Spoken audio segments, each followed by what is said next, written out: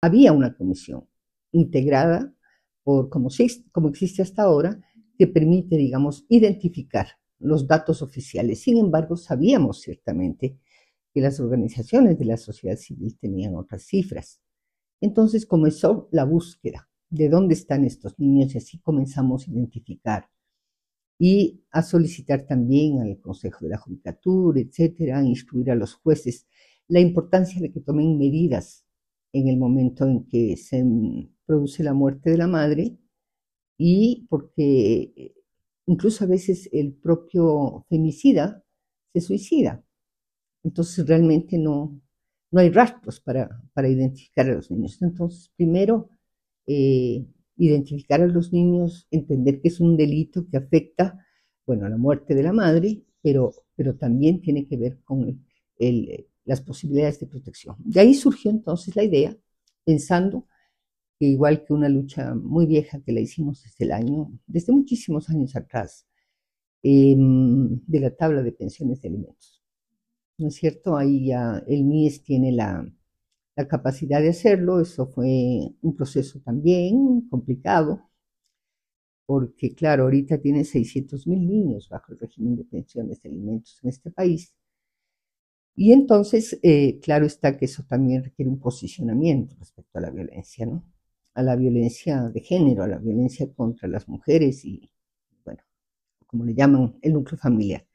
Entonces, en estas circunstancias habíamos tenido como referencia ya la tabla de pensiones de alimentos que el MIES sigue emitiendo anualmente, y sigue ajustando, se ha ampliado, reconoce mejor la discapacidad, etcétera, y una serie de factores que van elaborándose.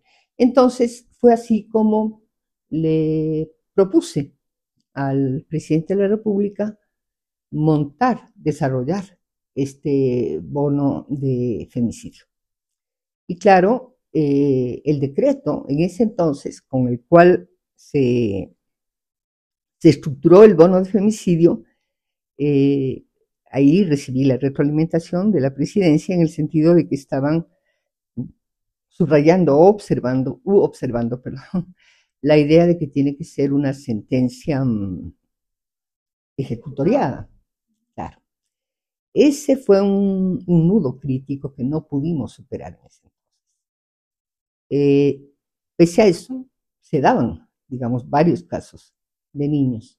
Y entonces ahí fuimos, porque como te decía, esto tiene que ver mucho eh, con la decisión política, la percepción que tienen los actores políticos, sus historias personales, incluso en los decisores políticos, en quienes administran justicia, como dice la doctora Rita Segato, es que esto permea las percepciones personales, las decisiones políticas, judiciales. Hay perspectivas diversas y en ese momento no logramos eliminar esa condición. Sin embargo, comenzamos a trabajar, se estructuró el decreto ejecutivo, había mucha preocupación de cómo puede crecer el femicidio y de reconocer a las víctimas. Finalmente se adoptó el bono, visité varias familias, claro, y sucedió lo que había otro problema, recuerdo, que era eh, cuando los niños pierden a la madre,